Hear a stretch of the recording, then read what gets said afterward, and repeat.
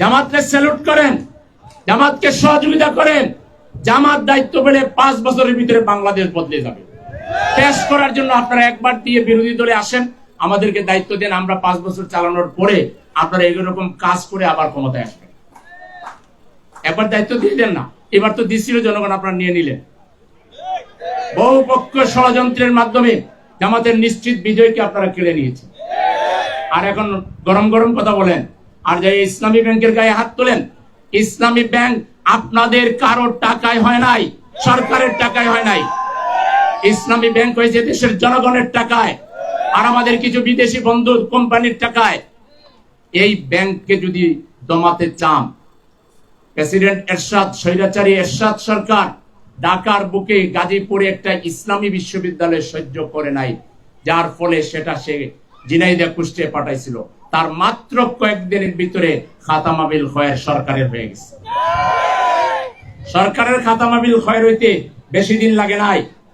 যা করেন করেন, ইসলামের গায়ে হাত তুলবেন না, ইসলাম নিয়ে সিনেমিনি খেলবেন না, তাহলে গ্রাহকরা জীবন দিবে আপনাদের হাতে, লুটেরাদের হাতে ইসলামী ব্যাংক দেবে না। কে আপনারা রাজি আছেন জীবন দিতে? এই যুব বিভাগী আন্দোলনের নেতৃত্ব দিবে ইনশাআল্লাহ। আপনারা আন্দোলন কাকে বলে, কত প্রকার ও কি কি তা দেখার জন্য প্রস্তুতি নেন। আপনারা তো আন্দোলন দিয়ে সিনেমা দেখতেন, হরতাল দিয়ে ঘরে বসে সিনেমা দেখতেন।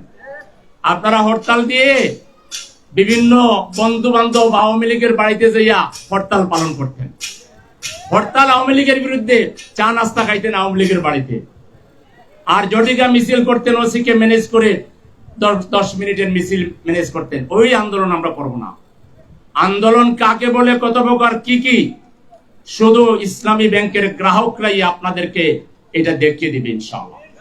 সময় থাকতে এই বিপজ্জনক রাস্তা ছেড়ে সঠিক পথে আসে। এটাও পরিবেশের একটা বিরাট লঙ্ঘন, রাজনৈতিক পরিবেশের লঙ্ঘন।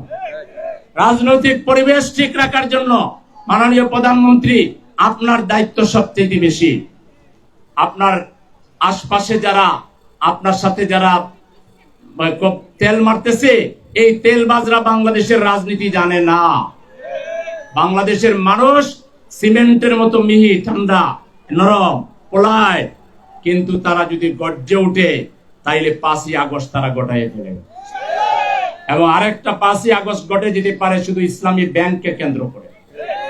সেজন্য আমি বলছিলাম পরিবেশের কথা। এই পরিবেশ বলতে কি রাজনৈতিক পরিবেশে এসে গেল। আরে এটাও গুরুত্বপূর্ণ। আজকে রাজনীতি যদি ভালো না থাকে, বাজারে জিনিসপত্রের দাম কিন্তু অনেক বেড়ে যাবে। তাহলে পরিবেশের লঙ্ঘন না? আজকে রাজনীতি যদি ভালো না থাকে, জীবনের নিরাপত্তা থাকবে না। আজকে রাজনীতি যদি ভালো না থাকে, তাহলে বাংলাদেশ আধিপত্যবাদীদের জন্য আবার নতুন করে তাদের খেলার জায়গায় পরিণত হবে। এই জন্য রাজনৈতিক পরিবেশও ভালো রাখতে হবে। এটা আমাদের বাংলাদেশের প্রেক্ষাপট, এটা বিশ্ব প্রেক্ষাপট না, এটা বাংলাদেশের প্রেক্ষাপট। সেজন্য এই ঢাকাকে বদলাতে হবে। আর বদলানোর জন্য আমাদের নগরের প্রত্যেকটা নাগরিককে সচেতন হতে হবে। আমরা যদি আমাদের প্রকৃতির উপর ছেড়ে দেই, ঠিক আছে, যা ঘটে ঘটুক, হ্যাঁ, এইভাবে যদি ছেড়ে দেই তাহলে কোনোদিন পরিবর্তন হবে না। সামনে সিটি কর্পোরেশন আছে, নির্বাচন আছে। এই নির্বাচনে, জাতীয় নির্বাচনে যে লুটেরা গোষ্ঠী যোগ সাজস করে জনগণের ম্যান্ডেট কেড়ে নিয়েছে, এরা যাতে সামনের নির্বাচনে এই ধরনের কোন সুযোগ না পায়, তার জন্য আমরা যুব বিভাগকে রেডি করতেছি। ঠিক আছে কিনা? এক যুব বিভাগে আল্লাহ চায় তো বাঁশের লাঠি নিয়ে রেডি থাকবে। কোন মাস্তান তন্ত্র এই ঢাকা সিটিতে চলবে না। কোন ধরনের কারচুপি নির্বাচন কমিশনের লোকেরা করবেন তো কিয়ামত পর্যন্ত চাকরির হায়াত এখানে শেষ হয়ে যাবে।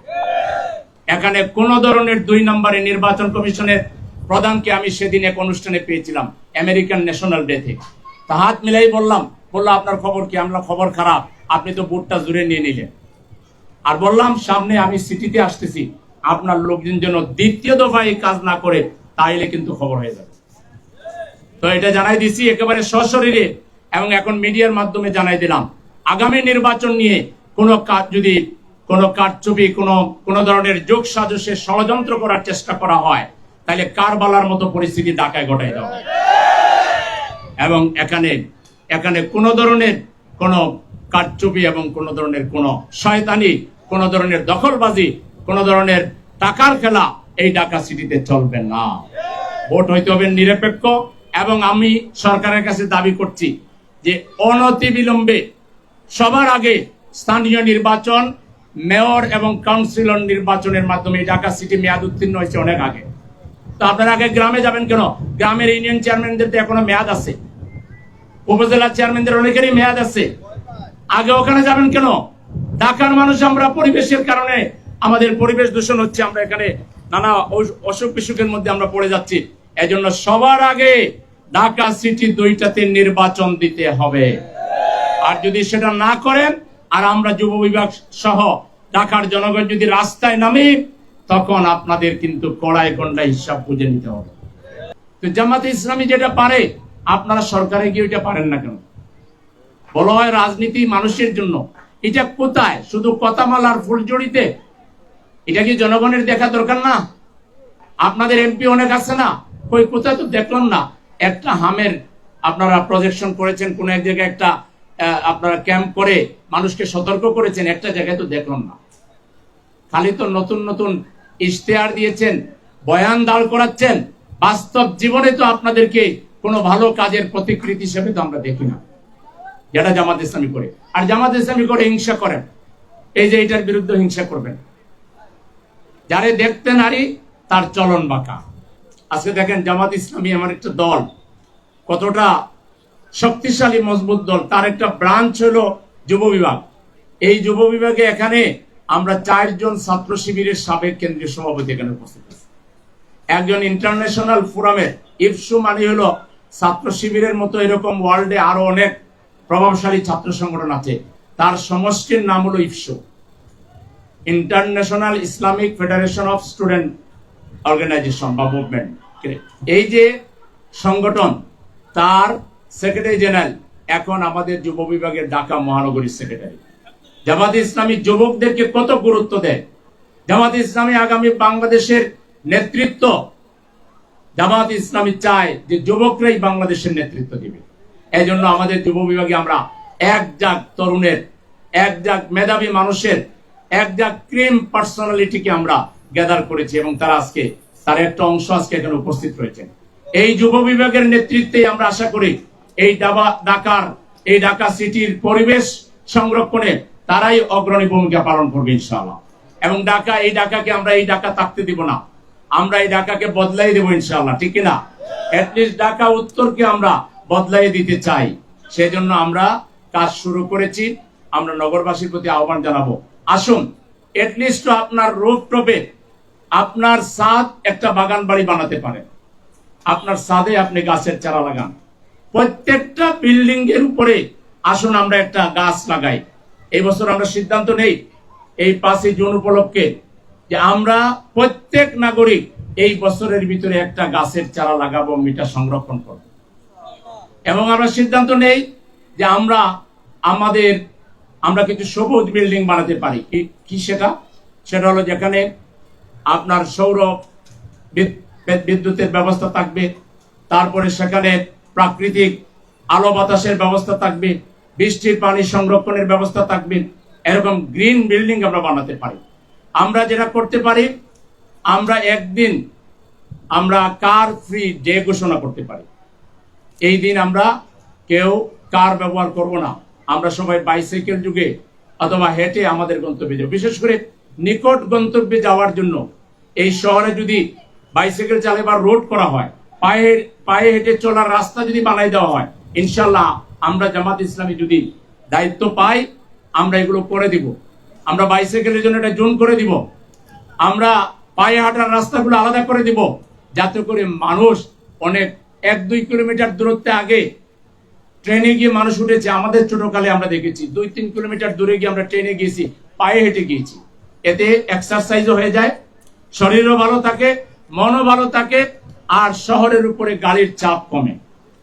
আজকে এই শহরে কতটুকু আয়তন, মানুষ কতজন, আর এক একজনের 3টা করে গাড়ি, 4টা করে গাড়ি। আর গাড়ি চালানোর জন্য যে নিয়ম কানুন, বাস স্টপটা কোথায় হবে, বাস কি বাস স্টপে থামে, না তার মন যেখানে চায় সেখানে থামে। আজকে কোনো আইন কানুন নিয়মের কোনো বালাই নাই, জোর যার মূল্যক তার, যে যেখানে পারে সেখানে দাঁড়িয়ে যাচ্ছে। এবং আমরা নগরবাসী এর সাফারার হচ্ছি, এর ক্ষতির শিকার হচ্ছি। আজকে আমাদের পানি দূষণ কেন? শিল্পের বর্জ্যগুলো আমরা পানিতে ফেলে দিচ্ছি, প্লাস্টিক পানিতে ফেলে দিচ্ছি, আবর্জনা পানিতে ফেলে দিচ্ছি।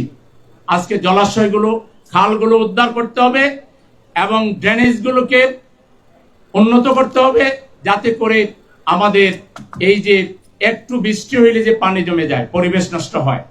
আবার পানি দূষণের কারণে এই পানি পান করে আমাদের ছেলে মেয়ে, আমাদের শিশুদের আজকে এই যে হামের প্রাদুর্ভাব, এর অন্যতম কারণ হলো পানি দূষণ। যে পানি আমাদের বাচ্চারা খায়, এই পানি খেলে পেটে পীড়া হবেই, এই পানি খেলে তার অসুখ হবেই।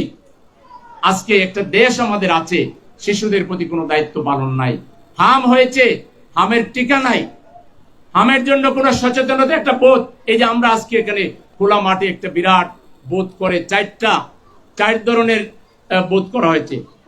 একটা হলো ফলজ, একটা হলো বনজ, একটা ঔষধি, এবং ছাদ এবং বারান্দায় কি ধরনের বাগান হতে হবে, এই ধরনের আমরা প্রজেকশন করতেছি। আসসালামু আলাইকুম রহমতুল্লাহ। সুপ্রিয় দর্শক, জামাতে ইসলামের যুব বিভাগ ও ক্রিয়া বিভাগের উদ্যোগে গতকাল যে বিশ্ব পরিবেশ দিবস গেছে, সেখানে ব্যতিক্রমী একটা উদ্যোগ নিয়েছে, যা এর আগে আমরা দেখিনি। সেটা হচ্ছে যে একটা করে প্লাস্টিকের বোতল দিবেন, একটা করে গাছ নিয়ে যাবেন, মানে ফ্রিতে গাছ দেওয়া হচ্ছে জামাতে ইসলামের পক্ষ থেকে। এবং এখানে দামি দামি গাছ দেওয়া হচ্ছে, ফল ফুল এবং ঔষধি গাছ। এগুলো গাছের দাম অনেক, একটা করে গাছের দাম অনেক টাকা করে। তো জামাতে ইসলামী এই উদ্যোগ নিয়েছে, যেহেতু বিশ্ব পরিবেশ দিবস, পরিবেশ যেন রক্ষা হয়, এবং বোতল নিয়ে এসে দিলে তারা এই গাছগুলো দিয়ে দিচ্ছে। তো সেখানে প্রধান অতিথি হিসেবে উপস্থিত ছিলেন বাংলাদেশ জামাতে ইসলামের নির্বাহী পরিষদের সদস্য ও ঢাকা মহানগরের উত্তরের আমের জনাব সেলিমউদ্দিন সাহেব, যা ভিডিওতে আপনারা বক্তব্যটা শুনলেন।